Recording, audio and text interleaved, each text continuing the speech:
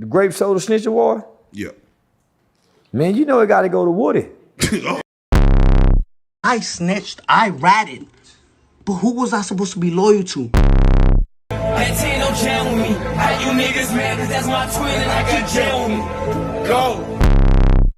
So I want to say rest in peace to that young nigga. SNITCHES, nigga, we on some... Alright, so in the last year, there's been this rise in this new archetype of person called the gangster snitch. We're seeing guys with real street credibility come out as snitch, informants, rats, and a lot of them are coming back to better lives after they snitch. I thought snitches got stitches. What happened? From what I'm seeing, snitches get riches. And the first snitch I want to talk about is YSL Woody. I shot at his money, now he no longer mention me. Alleged shooter for Young Thug, king of the 20v1s, and looks like Lil Durk without dreads. Am I the only one who sees that? Bro, you can't tell me they don't look alike. But what really put Woody on the map was the absolute troll he was in the courtroom. How old are you? Grown. Okay, what does grown mean? I'm an adult. Okay. And when you say you're an adult, what number in years are you?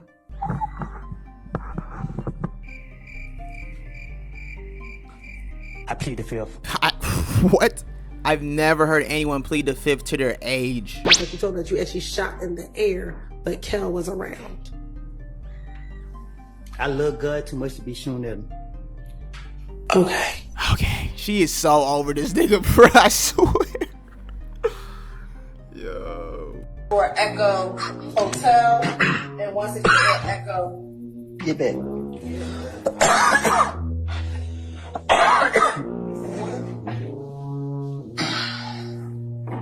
Bro, why is so Woody's not a real person? He can't. He is not a real person, bro. Even Young Thug, the dude he's snitching on, can't help but laugh. Man, Woody, put down the loadout and just pick up a camera. Funny enough, at the time of me recording this, Young Thug is actually a free man walking.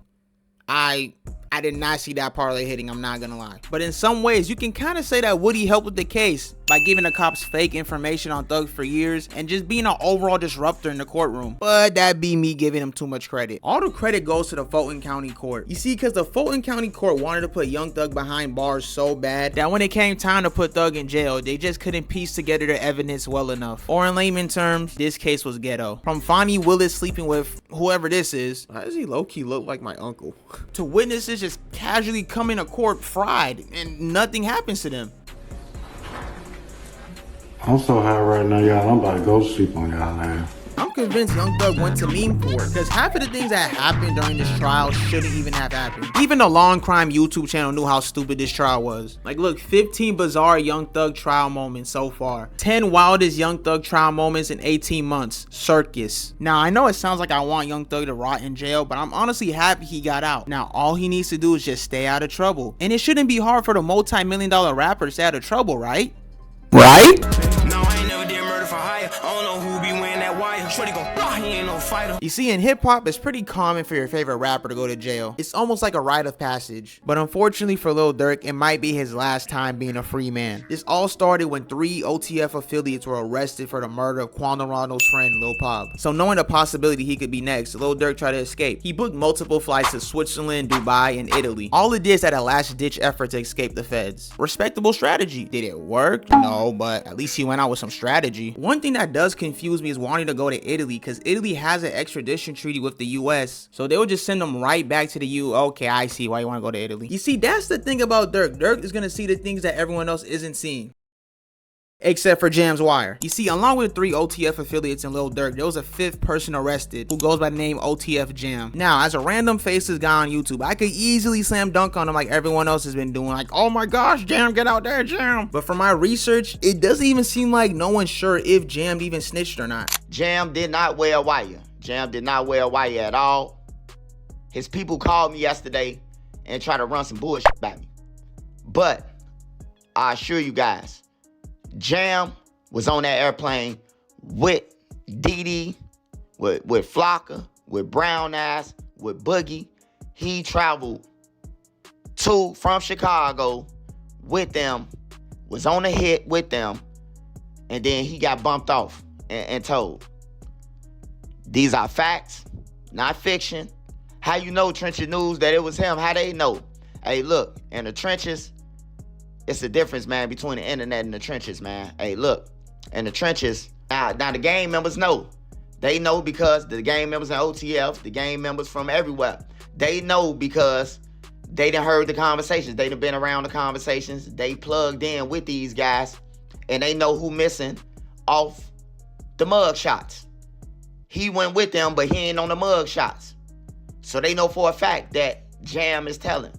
So right now, the most solid piece of evidence we have of Jam snitching is word of mouth from people very close to the people associated with the murder. And I guess you could say the street gossip does have some validity since the people talking about it are so close to the situation. So until more paperwork comes out, everything said about Jam is a rumor. Like even this picture I have up of Jam isn't even real. Like there is a snitch on the case. There might be multiple snitches. We just don't know if it's him, or him. Regardless of whoever comes out being a snitch, it seems like everyone knew that Durk was eventually gonna get arrested. An Atlanta-based journalist said, "Hey, this is going to happen soon." And I said, "What?" And you know I get my sources and I get news told to me. They said, "I've been told that the feds have been looking into Lil Durk." Cause they say Shorty flat out told they ass like, man, shit, Lil Durk told me to do that shit. And he paid me to do it. When Yo Gotti name was allegedly brought up for murder for hire, they went and grabbed Yo Gotti right away. And now I feel like something stupid is about to happen to where he fucks up everything that he has going for him. I feel like he's about to fuck up everything he has going for him. Just for the comments to say, the same niggas that were saying he's still in Slide for Vaughn. He kind of dumb for really messing up his career for this. Like he really slid for somebody that's already gone. That's kind of stupid. Okay, so I actually want to elaborate a bit more on the points that Bud and I'm Dante were making. So when it comes to this murder for hire charge, Durk isn't gonna be the last rapper to get it. Just like going to jail, making bars about putting a bag on top of someone's head is just a rap standard. Now, I don't want to say no names, but 1 + 1 is 2. Now, I want to speak on the Slide for Vaughn comments. Now, just like I'm Dante said, there was gonna be comments out there saying, why did Durk slide for Vaughn? Or the people out there who think the Slide for Vaughn comments actually moved Durk. And my message to those people are, you're not important. You're not a factor into anything that happened. Durk is from the inner city of Chicago where violence has been going up every year for like the last decade. Do you really think after seeing one of his closest friends get murdered and knowing who did it, do you really think he needed to see a Slide for Vaughn comment to slide for Vaughn? Allegedly. For being honest, Durk's been sliding for almost the last decade. Allegedly. I feel like Durk's positioning in a lot of these beefs are really interesting, especially the one with King Von and Quando Rondo. It feels like Vaughn put Durk in a situation where he was stuck between a rock and a hard place. Prior to the event that happened at the Hookah Lounge, I don't think Durk had a problem with Youngboy or Quando, but ever since the passing of King Von, it feels like Durk is forced to beef with Quando and Youngboy, which doesn't really seem all that fair for Durk. And it just seems like Durk has to pick up the pieces that Von unfortunately left over. And at the time of me recording this, Durk has gotten an additional 2 charges, which is like, I guess Chris Paul hits a 3 to bring him down by 50. It feels kind of petty. Right here, this what y'all wanted me in Chicago. This O block right here.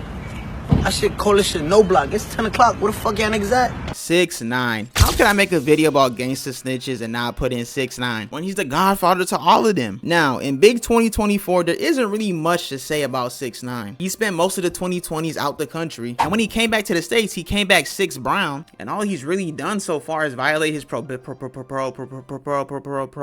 Thank you, 6ix9ine, for being infinite content. Alright, so for anybody who doesn't know, 6ix9ine recently went to Las Vegas unsupervised and ended up violating his probation. And after performing a test, he came out positive for methamphetamines, but admits that he only tested positive for methamphetamines because he was taking Adderall. All it is with only 4 months left from his initial probation that originally started in 2020. So at the time of me recording this, 6ix9ine is gonna do about a month in jail. He's gonna lose access to his passport for a year and has to do about a year of community service, and is overall pretty much on a way stricter probation than he was last time. Now, what everyone's been waiting for, what do I think about 6ix9ine snitching 4 years later? I respect it, and then I don't respect it. Now, the reason I don't respect it is the same reason why everyone else doesn't respect it. No one likes to see betrayal amongst people on the same team. But in a weird way, I respect it because a lot of people in 6ix9ine's situation wouldn't snitch, not because they have some moral high ground or anything. They wouldn't snitch because they're too scared about how they will be perceived by other people. But 6ix9ine said, forget that. I'm going with my move. This is what it is. And just the brashness of the I don't care attitude, to some degree, it is respectable. I still think 6ix9ine snitches even without Shadi trying to sleep with his baby mom or the 9 Trey members robbing them of show money, because honestly anyone who's dealt with 6ix9ine never has anything good to say in the end. But yeah, that's all I gotta say.